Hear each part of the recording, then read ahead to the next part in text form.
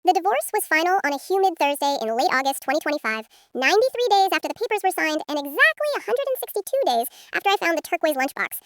And the judge's gavel sounded less like justice and more like the starting gun of a race I had already been running alone for a decade, because by then, the second family had been fully exposed to the light. The blonde woman had shown up at my doorstep 3 weeks earlier with both children in tow, mascara streaking down her face, begging me not to take everything because she didn't know he was still married. She thought I was the mistress who wouldn't let go.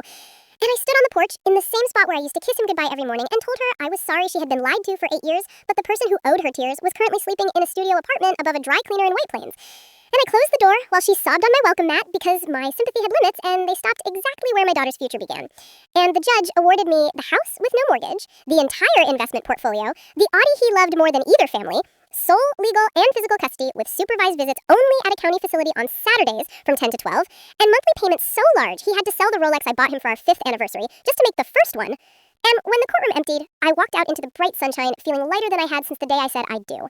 Because the chains I didn't know I was wearing had finally been sawed off with a diamond blade paid for by his own lies. And I drove straight to the elementary school to pick up my daughter from her summer art camp.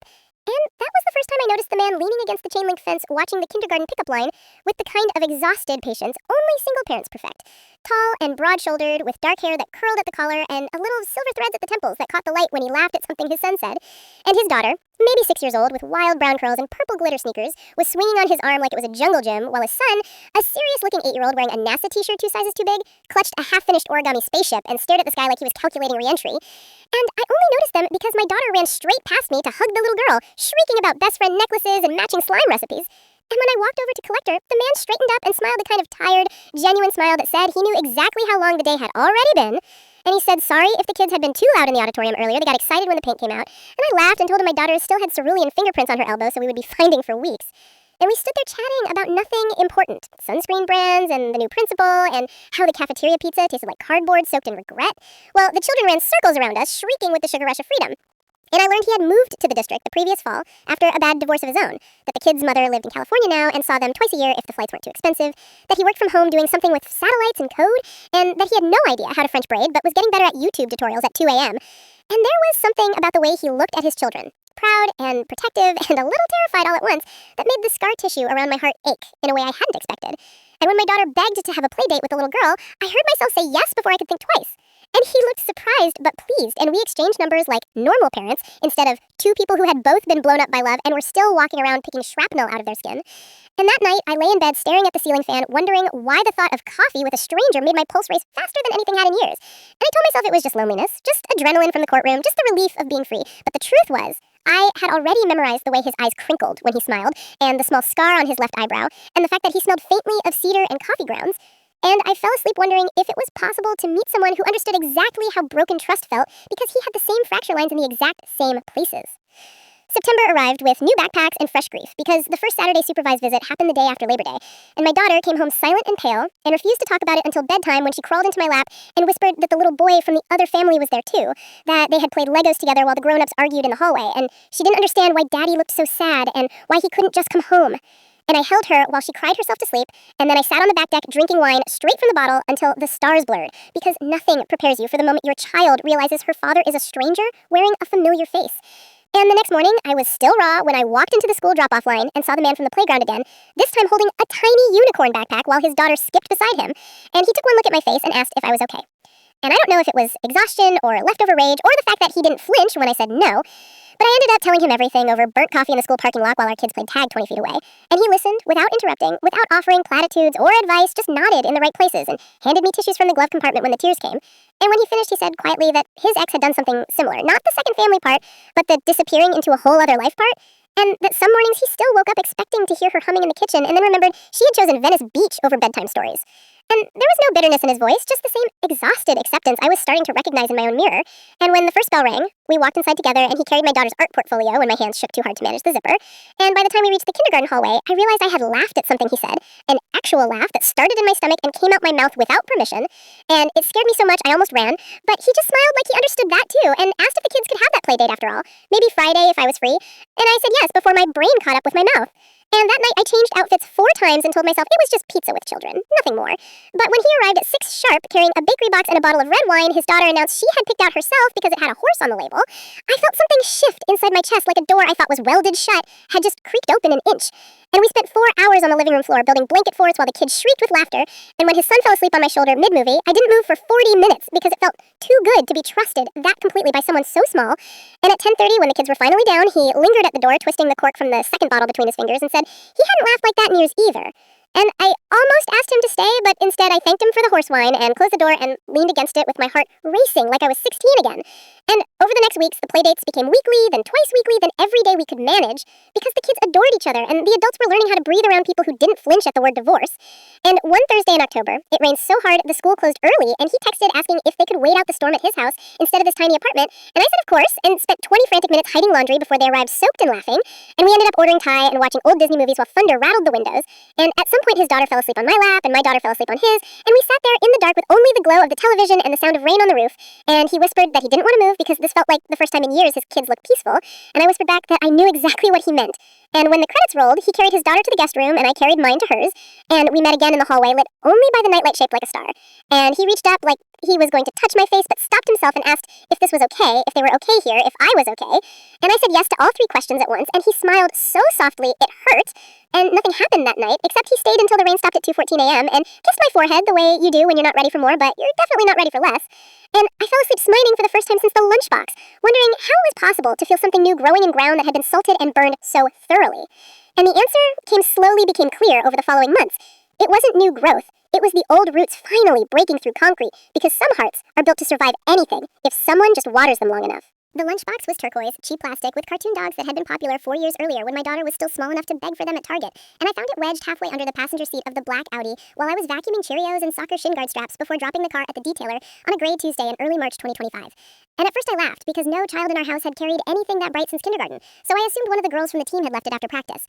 But when I pulled it free and unzipped the main compartment, there was a sandwich cut into perfect triangles with the crusts removed, peanut butter and grape jelly on whole wheat bread. We only ever bought white because someone in this house was picky about texture, a half-drunk juice pouch with a cartoon mermaid on it, and a folded note in purple marker that read, "Have the best day ever, my sweet boy and girl. Love you bigger than the moon, Mommy," with 2 little hand-drawn hearts and a smiley face that had eyelashes. And the word mommy was underlined 3 times like a child had traced it for emphasis. And the air left my lungs so fast I had to sit down right there on the garage floor between the Audi and the minivan with the lunchbox in my lap while the overhead fluorescents buzzed like a warning I hadn't listened to soon enough, because we did not have a boy. We had never had a boy. And the only girl in our life was 9 going on 14 and would rather die than drink from a mermaid straw. And I stared at that note until the purple marker started swimming, and my hands shook so hard the plastic lid rattled. And I told myself there had to be an explanation. Maybe a coworker's kid, maybe a carpool mix-up, maybe anything except the thing my body already knew was true. But that night, after the bedtime routine was done and the house was quiet, and the man who had promised me forever was snoring softly beside me the way he had every night for a decade, I waited until the shower started running, and I slipped his phone from the nightstand and pressed his sleeping thumb to the sensor the way I had done 1,000 times when he asked me to answer a text while he drove, and the screen unlocked to the hidden photo vault I had never seen, because it required a separate 6-digit code. But he used the same one for everything, and within 10 seconds I was staring at album after album labeled only with heart emojis and years. And the first picture was a newborn baby boy swaddled in a hospital blanket, dated 3 weeks after our wedding. And the next was a little blonde girl with the exact same dimple in her left cheek that my daughter had inherited from her father. And there were hundreds of them. First steps in a backyard I didn't recognize, Christmas mornings under a tree decorated with ornaments I had never seen.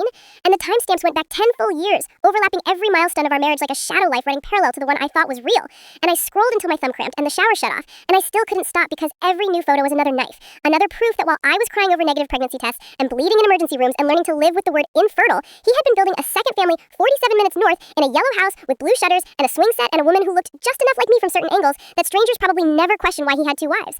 And by the time he walked back into the bedroom, towel drying his hair, I had memorized the faces of the children who shared half his DNA and none of mine. And I locked the phone, slid it back exactly where it had been, and pretended to be asleep while my heart beat so loud I was sure he could hear it. But he just kissed my forehead like he always did, and rolled over, and within minutes was breathing deep and even, while I lay awake until the sun came up planning the quietest, most devastating war a woman has ever waged from the right side of a king-size bed. I did not scream the next morning. I did not throw his clothes into the snow. I did not call my mother, or my best friend, or anyone who would have told me to leave him that same day.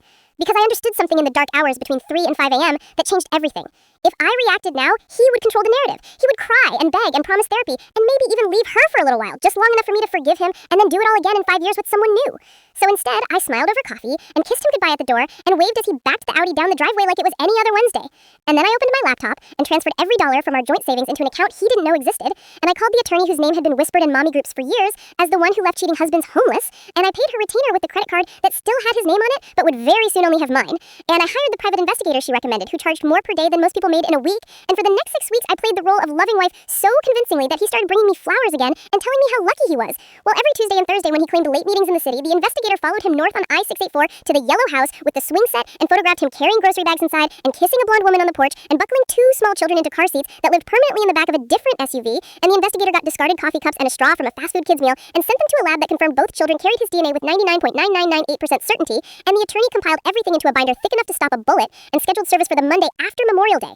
But I asked her to wait because I wanted one more piece. So on Friday before the long weekend, I volunteered to drive carpool for the elementary spring concert, and I sat in the auditorium 3 rows behind the blonde woman and watched the little boy wave frantically from the risers while she held a phone up to record, and the little girl sat on her lap clutching a dandelion bouquet.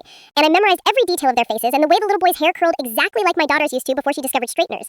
And when the concert ended, I walked past them close enough to smell the woman's perfume and hear the boy ask if Daddy was coming to the ice cream party after, and the woman answered, "Not tonight, sweetheart, but soon." And I smiled at her like any other parent and went home and told the attorney to serve them both on Tuesday morning at 9 a.m. sharp, because I wanted him to realize his 2 worlds had collided while he was stuck in rush hour traffic with no idea his life was already over. Tuesday, May 27th, 2025, I dropped my daughter at school with an extra long hug and a promise of pizza and movie night. Then I drove to the bagel store he loved and bought his favorite, everything with extra cream cheese, and waited in the kitchen until he walked in at 9:58 a.m., still wearing yesterday's suit and looking like he hadn't slept, and I handed him the bagel and said we needed to talk. And when he sat down, I slid the thick manila envelope across the marble island and told him to open it. And I watched 10 years of marriage die in real time. As he pulled out the photographs, the DNA reports, the second marriage certificate that was legally worthless but emotionally devastating, the bank statements showing transfers to an account in the blonde woman's name only, the life insurance policy that listed her as primary beneficiary updated 6 weeks after our daughter was born. And when he started to speak, I held up one finger and said the only words I would ever say to him about it again. Sign every page, exactly where the tabs are, or by tomorrow morning, every parent in 3 counties will know what you did, and your children will learn their father is a liar on the 6 o'clock news. And he cried then, big messy tears that did nothing except make me colder. And he begged and bargained and promised he would leave her and we could fix this, and I laughed until I couldn't breathe, and told him the time for fixing things was sometime before he built a second family while I was learning to live without the one I thought we were trying for. And by 11:47 a.m., every document was signed and notarized by the mobile notary I had waiting in the living room. The house was solely mine, the brokerage accounts were solely mine, custody was sole mine with supervised visitation only, child support and alimony were locked in at a number that made his eyes water again, and the confession of adultery and fraud was witnessed and filed. And I walked into the door carrying the single duffel bag I allowed him to pack, and I told him the locks would be changed by noon, and the cameras were already watching. And when he tried one last time to touch my arm, I stepped back and said, "Don't you dare put your hands on me after you spent 10 years putting them on her." And I closed the door and turned every deadbolt and stood in the foyer of the house that used to be ours and was now only mine, and I did not cry again for a very long time, because the tears had all been used up the night I found the turquoise lunchbox and realized some betrayals are so complete they cauterize the wound on contact. And from that moment forward, I was someone new, someone who would never again be small enough for any man to fit 2 entire lives inside the space I left for him. The first time he told me he loved me was February 14th, 2026, almost exactly 1 year after the turquoise lunchbox detonated my life, and we were standing in the middle of the half-frozen lake behind the yellow colonial house that had once belonged to the other family, the one I now owned outright because the bank had foreclosed when the monthly payments stopped coming and the blonde woman had taken the children and moved to Oregon to live with her sister, and I had bought it at auction for pennies on the dollar using the money the judge ordered transferred from the brokerage account he had tried to hide, and I stood on the ice in borrowed skates holding 2 steaming mugs of cocoa while the 4 children, my daughter, his son, his daughter, and the little boy who shared their father's eyes but now called me the nice lady who made the best grilled cheese, raced in circles, shrieking with joy. And he skated up behind me and wrapped his arms around my waist and rested his chin on my shoulder and said it so quietly I almost missed it over the wind. "I love you. I need you to know that. I have for months." And I turned in his arms so fast, the cocoa sloshed onto the ice, and I kissed him right there in front of God and the frozen lake and every ghost that had ever lived in that house. And I said it back like I had been holding the words in my mouth for weeks waiting for permission. And the children cheered like they had been waiting too, and that night we tucked all 4 of them into the brand new bunk beds we had built in the bedroom that used to have the swing set view, and we stood in the hallway holding hands while 4 little chests rose and fell in sleep. And he whispered that he had never imagined a future that looked like this, but now he couldn't imagine one that didn't. And I cried the quiet kind of tears that come when something broken finally clicks back into a shape stronger than before, and we made love for the first time in the master bedroom that had once belonged to the other woman, and we left the windows open so the cold February air could sweep every leftover trace of betrayal out into the night, and when dawn came pink and gold through the frost on the glass, we were already planning how to knock down the wall between the 2 smallest bedrooms to make one big one for all the kids, because some families are born, and some are built from the wreckage of lies, and ours was going to be the second kind, beautiful and deliberate and unbreakable. Spring arrived with custody papers and attempted reconciliations, because the man who had fathered all 4 children suddenly decided he wanted back in now that his consequences had teeth. And he showed up at the Yellow House one Saturday in April with a teddy bear the size of a kindergartner and tears in his eyes, claiming he had ended things with the blonde woman for good and wanted to be a real dad to everyone. And the little boy who looked exactly like him ran straight into his arms while my daughter stood frozen on the porch clutching the doorframe. And I felt the old rage flare so hot, I saw spots. But before he could speak, the man who now shared my bed and my coffee mug every morning stepped forward and told him calmly that visitation happened at the county center on Saturdays from 10 to 12, and today was Thursday, and this was private property. And when the cheating husband tried to push past him, I watched the love of my life plant himself like an oak tree and say, "You had 10 years to choose your children every day, and you chose yourself, every single one of them. The door is that way." And the children watched wide-eyed as their biological father left with the giant teddy bear dragging on the ground behind him. And that night, the little boy asked if the new daddy was going to leave too, and I sat on the edge of his bed and promised that some people leave and some people stay. And the ones who stay are the real fathers.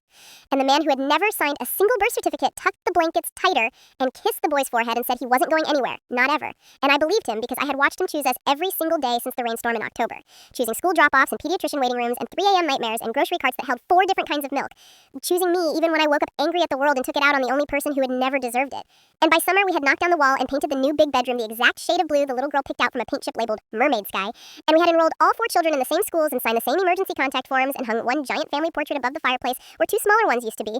And when the cheating husband filed for joint custody of the younger 2, I showed up to court with the man who loved us holding my hand and 4 children who took the stand one by one and told the judge in their own words where they felt safe and who tucked them in and who made pancakes shaped like dinosaurs. And the judge ruled that stability mattered more than biology and granted permanent guardianship to the man who had never been required to stay but had never once considered leaving. And that night, we celebrated with store-bought cupcakes and cheap sparkling cider on the back deck while fireflies blinked like paparazzi. And my daughter raised her plastic cup and toasted to the best family in the whole world. And I looked around at the 6 of us sprawled across Adirondack chairs that had seen better decades and realized every single person sitting there had been abandoned by someone who was supposed to love them forever, and every single person had chosen to love each other anyway. And that was the moment I understood revenge doesn't always look like destruction. Sometimes it looks like a house full of laughter where sadness used to live.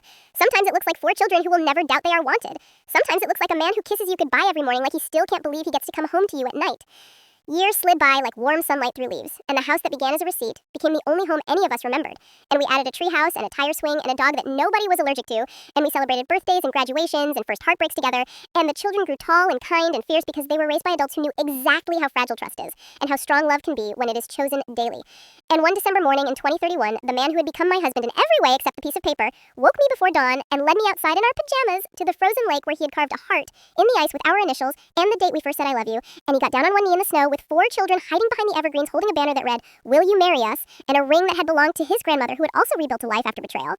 And I said yes so loudly it echoed across the lake and scared a flock of geese into the sky. And we were married the following spring in the backyard with the tire swing decorated in daisies and every child walking down the aisle carrying a piece of the past that we had turned into a future. My daughter is maid of honor, his son is best man, his daughter is flower girl, the little boy is ring bearer clutching the same turquoise lunchbox that I had cleaned and repaired and filled with wildflowers because some objects stop being evidence and start being symbols of survival. And when the officiant asked if anyone objected, we all looked instinctively toward the back gate where the cheating husband sometimes stood watching from his car on birthdays he wasn't invited to. But that day the gate stayed empty, and the wind carried only the sound of people who chose us clapping and crying and throwing birdseed that got stuck in our hair for hours.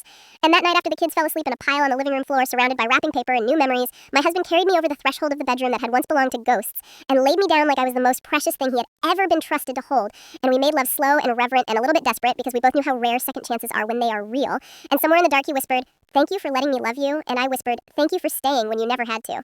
And we fell asleep tangled together while snow started to fall outside the window, soft and quiet and clean, covering every footprint that didn't belong to us anymore. And in the morning, the kids woke us with hot chocolate and burnt toast, and we sat around the kitchen table that seated 8 now instead of 4, and we made plans for the new year and the new puppy and the new everything that was ours alone. And I looked around at the life we had built from absolute ruin and understood that the greatest revenge is not destruction. It is creation. It is turning the house where you were betrayed into the home where you are loved beyond reason. It is watching 4 children who were once collateral damage grow up knowing exactly what real love looks like because 2 adults who had every excuse to give up decided to stay and choose and fight and forgive and build anyway.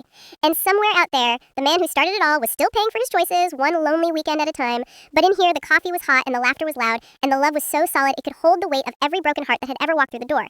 And that was the only receipt I needed. The one that said we won, not by taking everything, but by giving everything to the people who deserved it. And we lived happily ever after in the house that finally, completely, irrevocably belonged only to us.